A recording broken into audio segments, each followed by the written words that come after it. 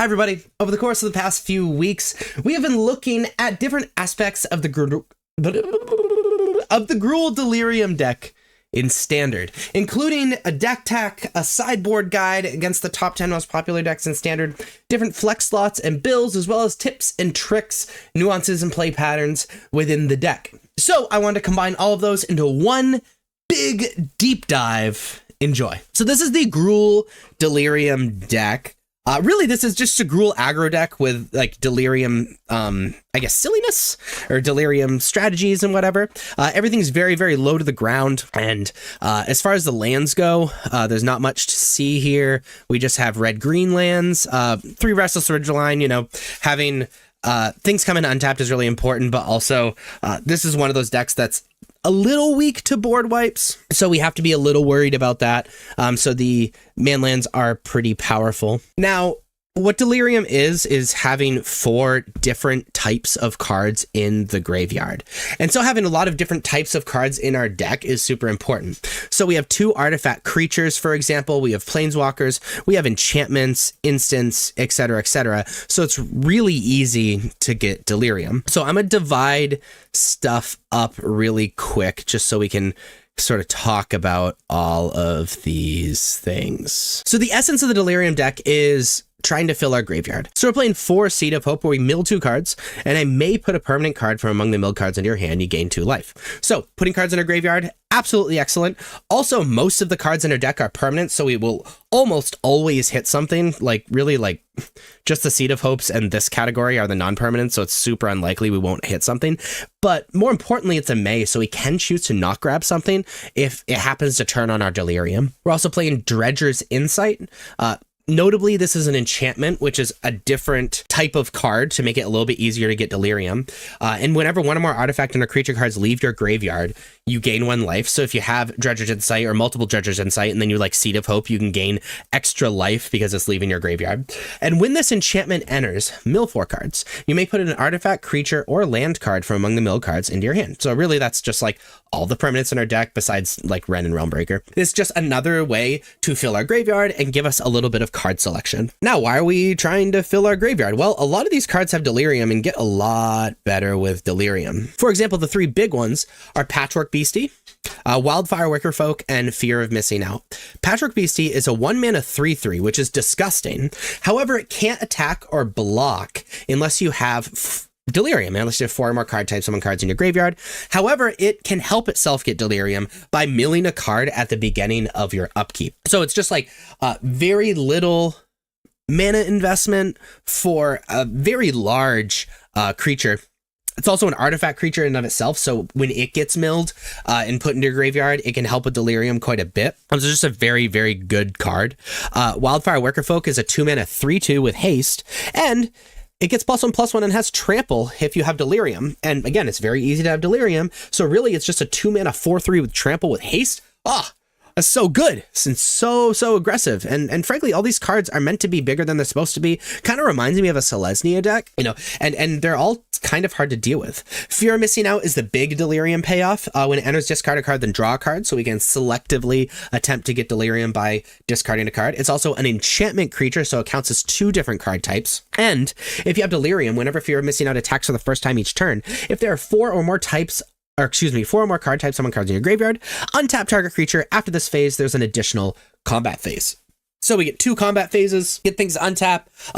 A Fear of Missing Out alongside like a lot of this stuff is just absolutely disgusting. These are not Delirium. However, Keen-Eyed Curator can kind of capitalize on putting a bunch of different types of cards into our graveyard. Keen-Eyed Curator is a 2-mana 3/3, already decently sized. However, you can pay 1 mana, exile a card from a graveyard. So it's great graveyard hate. But also, we're already putting a ton of different card types in our graveyard. And if we have 4 or more card types among cards exiled with Keen-Eyed Curator, it gets +4/+4 and has trample. So yeah, it's a 6-mana investment because we have to pay the 1 every single time or whatever. But it can become a 7/7 with trample. And and really, like, you can do it over the course of a few turns and just kind of mana dump into it and whatever. You can also do it at instant speed, so like threatening it with those cards in your graveyard as well is just like really, really disgusting. And then we have a little bit of a combo here. So Afterburner Expert wants to be in the graveyard, because whenever you activate an exhaust ability, which is a new thing from Aether Drift, return this card from your graveyard to the battlefield, basically for free. And itself, it has exhaust, so it combos with itself. I mean, and we're milling a bunch of stuff, so it happens reasonably easy. We can discard it if you're missing out. We can put it in the graveyard with these guys, and that's great. But we're also playing Dragonautics Expert, which has 2 exhaust abilities. One is 1 mana, which is just kind of gross, because we can like turn 1 Seed of Hope, we get Afterburner Expert in our graveyard, turn 2 Dragonautics Expert, whatever, and then we can just like spend 1 mana on turn 3, be able to spend 2 mana on something else to just bring this back to the battlefield. But it's 1 mana exhausts. Other creatures you control gain haste until end of turn. Put a +1/+1 counter on this creature, and you can pay 4 mana to create a 4/4 red Dinosaur Dragon. I didn't realize it was both those card types. That's funny. Creature token with flying. So like this card is like pretty good in and of itself, especially giving some haste and whatnot. Like, can really surprise people. But also getting Afterburner Expert back from the graveyard is just so good. And frankly, having a card we want in our graveyard is very good as well. So that's our primary game plan. Ren and Realmbreaker also really likes us milling a bunch of cards. Lands I control have tap, add 1 mana of any color. That doesn't really matter, but it's a 3 mana planeswalker of 4 loyalty. Its +1 is up to 1 target land you control becomes a 3/3 elemental creature with vigilance, hexproof, and haste until your next turn. Is still a land, so it can attack and block, which is disgusting. Which, you know, having these planeswalker cards that are able to do that is very powerful. We can mill 3 cards, which again adds to Delirium. You may put a permanent card from among the milled cards into your hand, which is basically our whole deck, so it allows us to kind of draw and helps us get Delirium. And its -7 is you get an emblem with you may play lands and cast permanent spells from your graveyard, which if we ever do that in this deck, it's just over. Like, let's be real. So this likes us milling cards and having all these permanents and wanting to get Delirium as well. And then we have some removal, because you can, or removal and combat trick, excuse me. As far as the combat trick, we like go. Violent Urge is a 1 mana. Target creature gets +1/+0 and gains first strike until end of turn. And if there are 4 more card types among cards in your graveyard, that creature gains double strike until end of turn. We can kind of surprise and just win for 1 mana pretty easily with Violent Urge. We're playing a single Torch the Tower for these aggressive decks, and then we're playing 2 Beastie Beatdown, which is a Delirium card as well. Target creature you control and target creature opponent controls. It's a bite, right? It deals the creature you control deals damage to the creature opponent controls. However, if you have Delirium, you get to put 2 +1/+1 counters on the creature you control, so it can make your guy bigger, can get things out of the way, and attack even more. And so really, this is just a red-green aggro deck with some graveyard synergies, which is just really, really fun and good. As far as the sideboard goes, Torch the Tower for these aggressive decks. A Braid, decent against the aggressive decks. Also, having that artifact hate is pretty important, especially while we're trying to figure out what artifacts and vehicles and stuff are good after Aether Drift comes out. Obliterating Bolt, get things with big butts out of the way. Pyroclasm is great against these aggressive decks because it doesn't really kill much in our deck at all. Wildfire Worker Folk will most of the time be a 4/3. It will kill Dragonautics Expert, which is a little annoying, but like that's it. So Pyroclasm's great. Screaming Nemesis is great against decks that are looking to block. Chandra Spark Hunter is just another planeswalker that is difficult to answer, that can just apply a ridiculous amount of pressure by creating vehicles and discarding cards to put things in our graveyard to get better Delirium and all that stuff. Played a Witchstalker Frenzy for against decks with big butts that like blocking, like Shieldred and Golgari and things like that. A single Pod Patch formation just as enchantment hate, and there's not really a lot of flyers that we really care about, so really it's just enchantment hate that we can cash in to draw a card. Tranquil Fillback as a creature for artifact enchantment hate, also great graveyard hate, especially mass graveyard hate. And then Haywire Might is for these artifacts and enchantments we care about as well. Also decent against aggro because you can gain 2 life. So this is Gruul Delirium. We've already talked about the main deck, so we're just going to leave that. But as far as the sideboard goes, Torch the Tower, very good against aggressive decks. Also Exiles, which is good against Enduring and Heartfire Hero. A Braid is a 2-mana instant, deal 3 damage to target creature, destroy target artifact. Good against aggressive decks, decent removal. Also main deck Artifact Hate, which is a little bit, artifacts are a little bit more popular after Aether Drift. Playing Obliterating Bolt gets things with big butts out of the way. Also, again, Exiles, so really good against the Enduring creatures, and decent against the aggressive decks. Pyroclasm's a board wipe that doesn't really kill that many of our creatures, but allows us to deal 2 damage to each creature to be able to wipe the board of these weenie decks, these Convoke decks or red decks.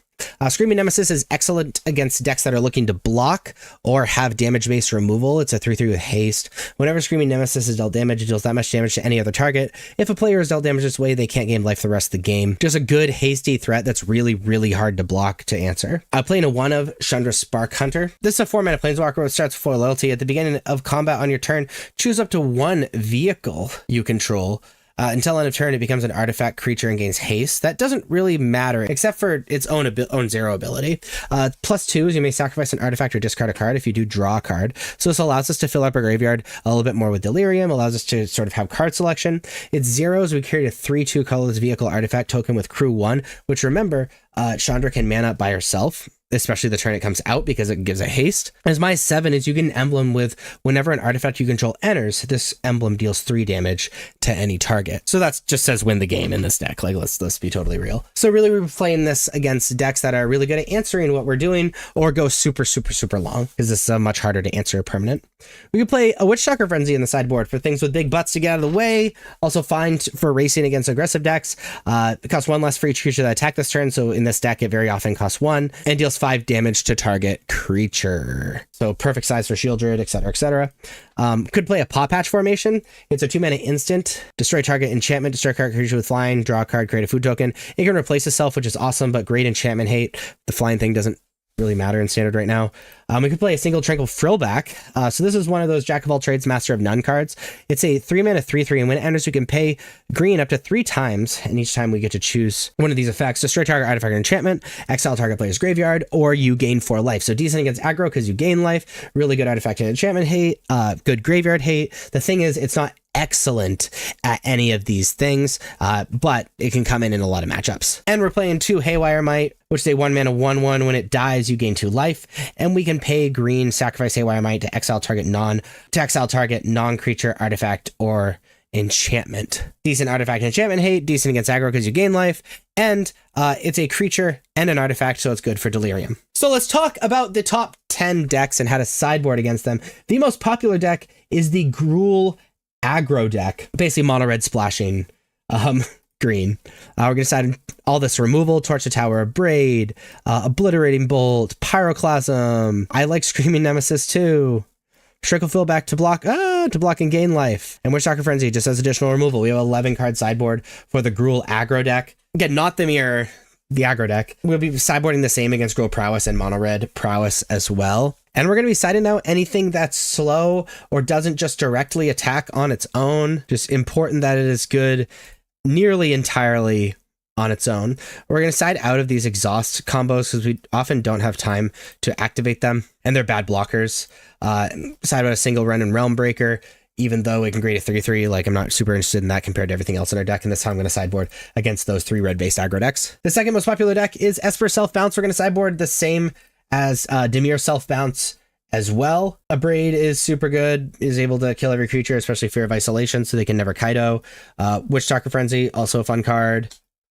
I'm also a fan of Obliterating Bolt, and Paw Patch Formation is actually pretty decent for the Destroy Flying and not. And we're going to decide out of things that are miserable when they're sent back to our hands, because remember, they have a lot of removal. I'm not a fan of Torch the Tower, though, to start.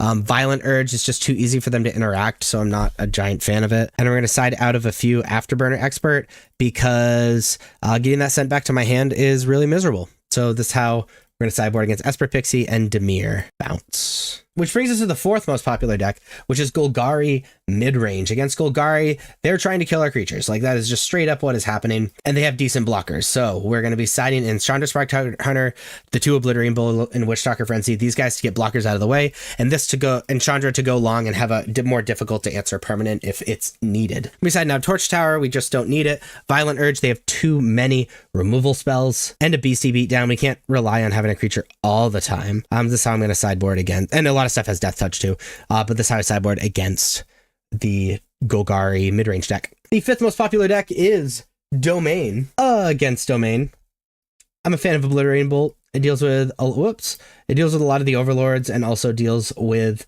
Zur pretty cleanly. Similar thing with Witchstalker Frenzy. We hate enchantments with Pop Patch Formation. We hate enchantments with Trago Throwback. We hate enchantments with Haywire Might. However, this game's going to go really long and they have a lot of removal spells. So we're going to side out this Torch the Tower and Violent Urge again. Alongside Beastie Beatdown, we have cleaner answers that are coming in. And they don't really use their graveyard, so we're going to shave on Keen-Eyed Curator, and this is how I'm going to sideboard against Domain. The sixth most popular deck is the Dimir mid-range deck. Often now sporting Oil Deep Gear Hulk. So it's started to attack your hand a lot more, which means I like Torch the Tower, deals with a bat pretty easily. Similar thing with Abrade being able to take out the Gear Hulk. Obliterating Bolt deals with pretty much everything in the deck as well, and definitely Witchstalker Frenzy, similar experience. And we're going to be siding out a lot of the same cards as the Golgari deck. So this time on sideboard against Dimir. The seventh most popular deck is Gruul Prowess, we've already talked about. Eighth is Mono Red Prowess, which we've already talked about, which brings us to Jeskai Convoke as the ninth most popular deck. We're bringing a bunch of this removal, especially Pyroclasm. Pyroclasm, so good. Screaming Nemesis. Yeah, we're just going to bring all of this removal in. Keep them off being able to combo and Convoke and just apply a ton of pressure. They're an aggro deck, so we're going to get rid of a lot of the stuff that doesn't really do anything when it by itself. And that's how I'm going to sideboard against the Jeskai Convoke deck. And the 10th most popular deck is Azorius Tempo, Azorius Oculus, the Reanimator deck, whatever you want to call it. Sideboard and Screaming Nemesis because their things are huge very often, so it's kind of hard to block. Witchstalker Frenzy answers both of their major threats. Pop Patch Formation kills those major threats. And we're siding out of Torch the Tower. We'll be siding out of Violent Urge and take out a Beastie Beatdown again, just because they have a lot of ways to bounce and all that stuff. So it's on the sideboard against Azorius Oculus. So these are the non-flex slots. If you plan on playing Gruul Delirium, you are pretty much bought into playing these cards. Now, I've already done a deck tech on this deck, and you should check that out. That was posted 2 weeks ago, I think. There's some pretty good explanations in there. But really, what we're talking about is what cards do we play in the 9 flex slots in the main deck and the 9 flex slots in the sideboard. Well, there's actually quite a few options for flex slots. As you can see, there's 21 options for the 9 slots in the main deck and 17 options for the 9 slots in the sideboard.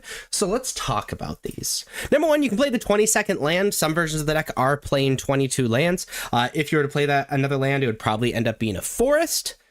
Coming in untapped, super, super important on turn 1. You play up to 2 Monstrous Rage, probably the best red card in Standard at the moment. It's 1 red instant, target creature gets +2/+0 till end of turn, create a monster roll token attached to it. Playing this card's excellent if you think your opponents are going to be blocking and you're not super worried about instant speed removal. Speaking of combat tricks, Violent Urge, it's a little bit better in our deck though, is a 1 mana instant, target creature gets +1/+0 and gains first strike till end of turn. However, if we have Delirium, gains double strike till end of turn. So this allows us to deal an insane amount of damage all in one turn. This would be the 3rd Violent Urge you'd add to your deck, but another decent combat trick. And actually just adding double strike is pretty good. We can play the 2nd Paw Patch Recruit. Paw Patch Recruit is a 1 mana 2/1 with Offspring 2, creating a 1/1 copy of it with Trample. Whenever a creature you control becomes a target of spell or ability an opponent controls, put a +1/+1 counter on target creature you control other than that creature. So this card is awesome against other removal rather than being bad against other removal because it allows us to pump up our creatures, especially creatures that aren't necessarily being removed. Play a single Bitter Reunion. Bitter Reunion enters, we discard a card. If you do, draw 2 cards. This allows us to fill up our graveyard and fill up our hand at the same time, and we can sacrifice Bitter Reunion to have creatures you control gain haste until end of turn, which puts an enchantment in the graveyard, which is excellent and also can surprise your opponent with a ton of extra damage. I'm gonna skip over Dragonautics Engineer to talk about Inti because Afterburner Expert and Dragonautics Engineer I think kind of go together. Inti is a 2 mana 2/2. Whenever you attack, you may discard a card. When you do, put a +1/+1 counter on target attacking creature. It gains Trample until end of turn. And whenever you discard 1 or more cards, exile the top card of your library. You may play that card until the end of the next end step. So we discarded cards a lot with like Fear of Missing Out, or if you happen to play Bitter Reunion or whatever, because we want to be creating that Delirium. It allows us to get Trample so we can push through a little extra damage and allows us to get some extra cards. So that Inti can be pretty powerful. The issue is it's kind of not an enabler or a payoff in and of itself, and it's legendary, so we want to be down on those numbers. Talk about this combo between Dragonautics Engineer and Afterburner Expert. I'll talk about Afterburner Expert first. It's a 3-mana 4/2. Whenever you activate an exhaust ability, return this card from the graveyard to the battlefield. So it's fine for it to be in the graveyard because we can return it to the battlefield for essentially free, and it has exhaust, so you can put 2+1/+1 counters on this creature so it can trigger itself. But if we're playing 4 Afterburner Expert and we're trying to put Afterburner Expert in our graveyard in addition to all of this cool Delirium stuff, we also want to be playing Dragonautics Engineer, which is a 2-mana 2/2 with exhaust 1.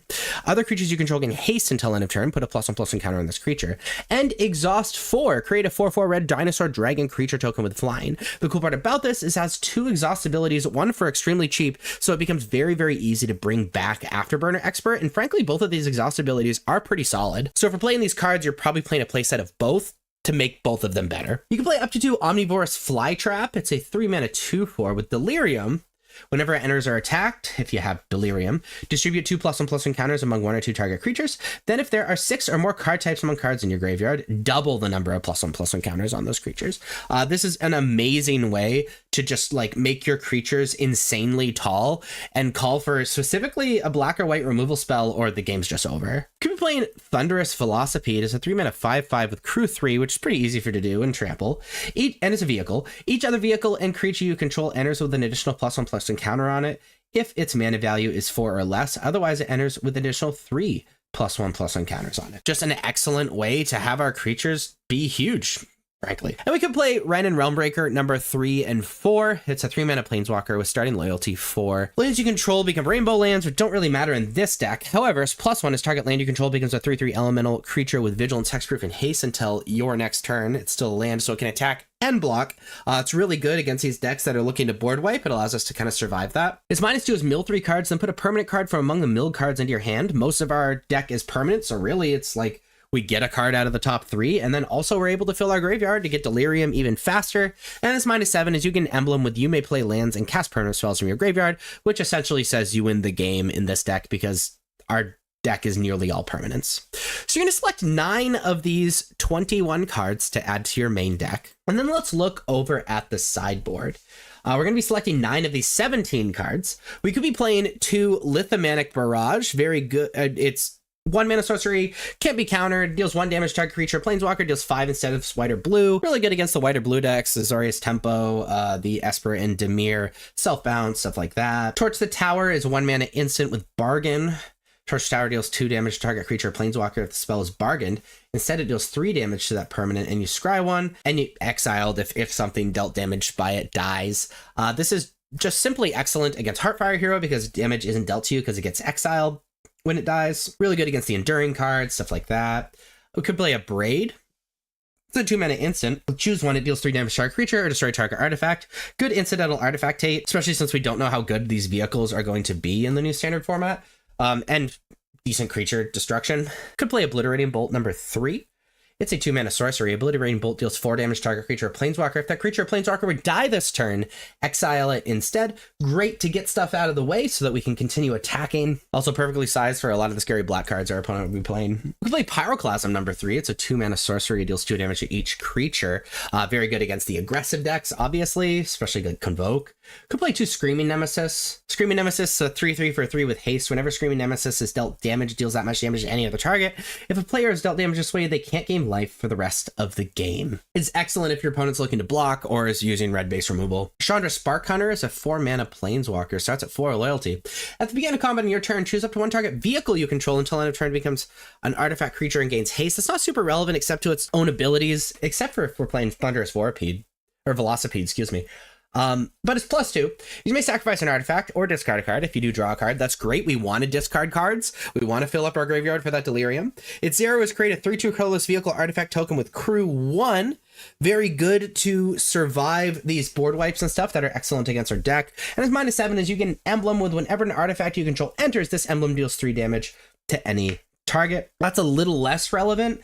Mostly we'd be playing Chandra to possibly make this Thunderous Velocipede in the main deck even better, or just survive these insane board wipes. If you're playing up to 2 Witchstalker Frenzy, it's a 4-mana instant that costs 1 less for each creature that attack this turn and deals 5 damage to our creature, just gets blockers out of the way, especially big-butted blockers. We can play in 2 Paw Patch formation, just a 2-mana instant. Choose 1. Destroy target creature with flying, or destroy target enchantment, or draw a card. create a food token. So it's something we can cash in, which is really nice. It deals with scary flyers and more importantly, deals with enchantments like the Leyline Bindings or Temple Lockdowns and things like that. We could be playing a Tranquil Frillback as 3-mana 3/3. When it enters, you can pay green up to 3 times and choose that many things. We can destroy target artifact or enchantment, exile target player's graveyard, or gain 4 life. This is one of those like Jack of all trades, master of none sideboard cards where it's decent graveyard hate, it's decent against aggro, so you can gain life and then block. It's good artifact or enchantment hate, but it's kind of expensive. This is one of those cards that covers a lot of bases. And then we could play a single Sword of Once in Future. It's a 3-mana sword.